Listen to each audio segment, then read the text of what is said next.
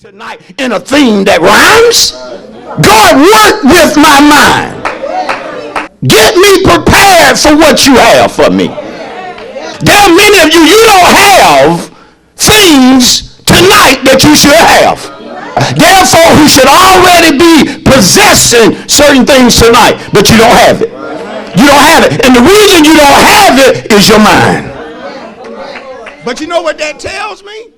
That a person can say the right thing to me and hate me. Can compliment me, but can't stand me. Tell me they praying for me, but wish I fall. See, God searches the heart.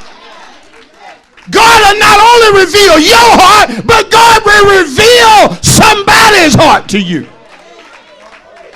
Woo! God will tell you, that's not the church that I have for you. Jeremiah 7, I got to move. Yeah, Jeremiah 7. We're going to roll for a minute and then we're done.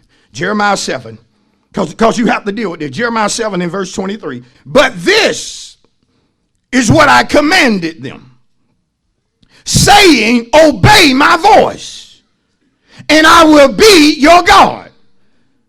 See, the Most High is not everybody's God. We all God's children, not according to this. All souls belong to God. But to be a child of God, you have to obey God's voice. You have to, or the Most High will not claim you.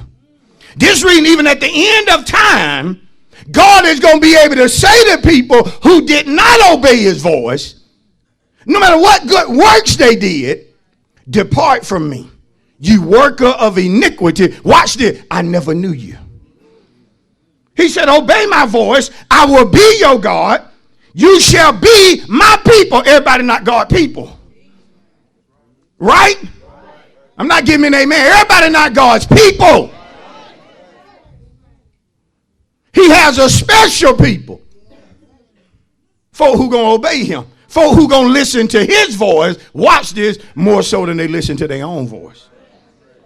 And he said, walk in all the ways that I have commanded you, that it may be well with you. Yet, watch this, you did not obey or incline their ear, but followed the counsels and the dictates of their evil hearts. Watch this, church, and went backward and not forward.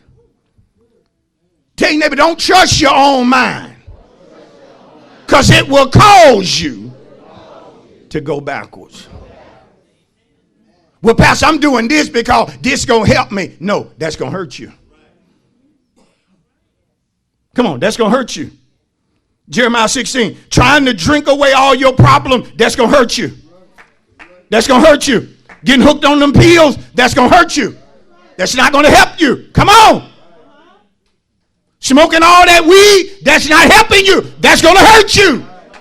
Matter of fact, that is hurting you.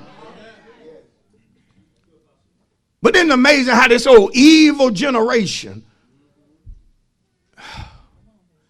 they want to just attach certain things to the black community.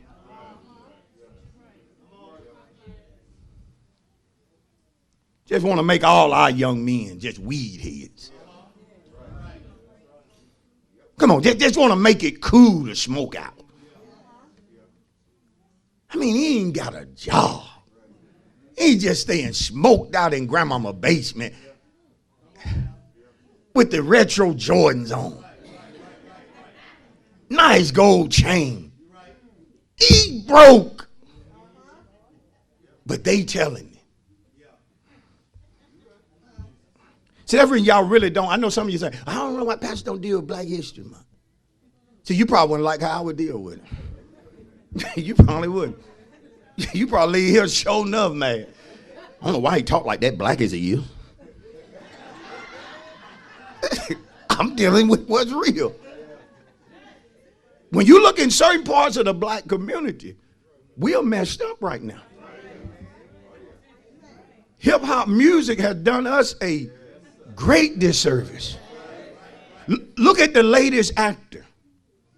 This guy, I can't even think of his name, Jonathan somebody. Jonathan who? Major. That may be him. I don't know his name. But they put him on the cover of Ebony. Oh, man, did you see this trash? Did you see this jacket this dude had on? What man gonna dress like that? So what are you saying to the black man? That this is it? And notice Ebony, I thought y'all were for black folk. Why y'all use him in Black History Month? What is the message to us doing Black History?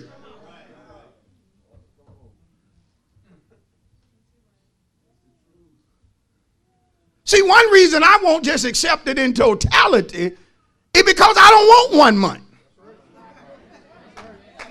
I ain't just black in February. I'm black in March. I'm black in April. I'm black in June. So I want all 12 months. I want to celebrate my culture all 12 months. And I advise everybody to do the same. Am I right? See, I told you wouldn't like it if I get talking about it, so let me start. Jeremiah 16. Now, some of you going to say, okay, I see why you don't talk about it then. All right. Jeremiah 16:12. Yeah, because I see what's going on in the community, and it ain't right.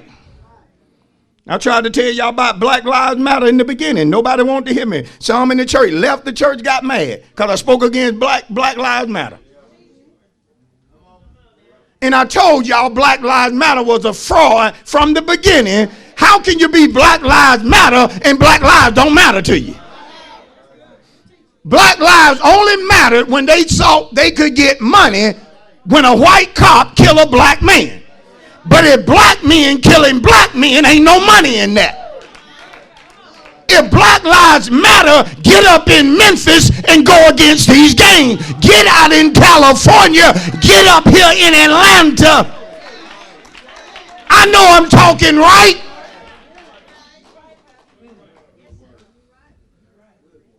They have Black Lives Matter written on the court everywhere.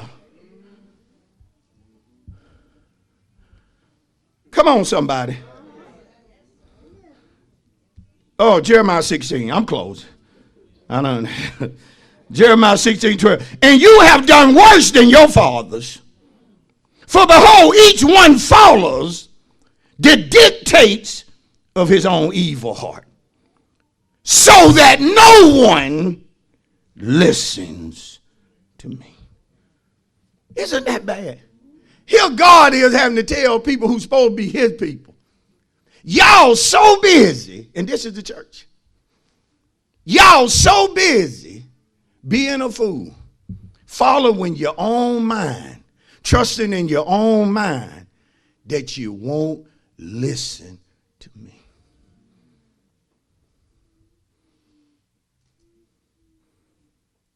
Now, tell you, you ain't got to listen to everybody. But when you decide not to listen to God, the Most High, shout to him, you in big trouble. Shout to 2 more folks, you in big trouble. You in big trouble. You in big. Come on. I need you to preach that to somebody. Tell them, if you don't listen to God, you in big trouble. You didn't preach it. Tell 3 more folks, you in big trouble, big trouble, big trouble. You in big trouble. Woo! You ain't listening to God. You in big trouble. Am I right? That's when he says in Jeremiah 17:9, what he says? The heart is deceitful above what? Desperately wicked. Who can know it? But I, the Lord, search the heart, and I test the mind. Look at it. Even to give every man according to his ways, according to the fruit of his doing. But see, my ways is based upon my mind. Right? Proverbs 3:5 said, acknowledge the Lord in all of your what? Ways. And he'll direct your what? But lean not to your own what? Understanding. See, when I lean to my own understanding, that's me being a fool, trusting my own mind. Proverbs 14:12. There is a way that seems right to a man. But the end is the way of what? Death or destruction. We call it highway seems right.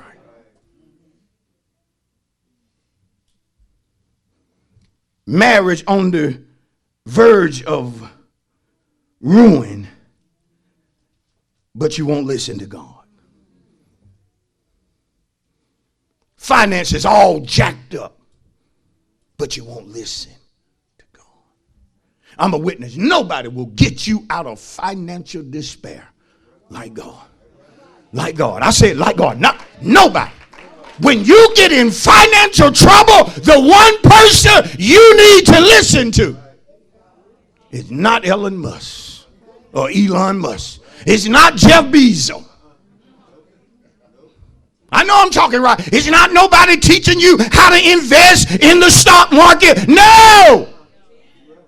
Teach what I know. When you in financial trouble and everything is caving in, the one person you want to make sure you listen to is God.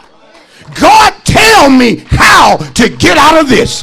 God, tell me how to pay off these cards. God, show me how to prosper in this life.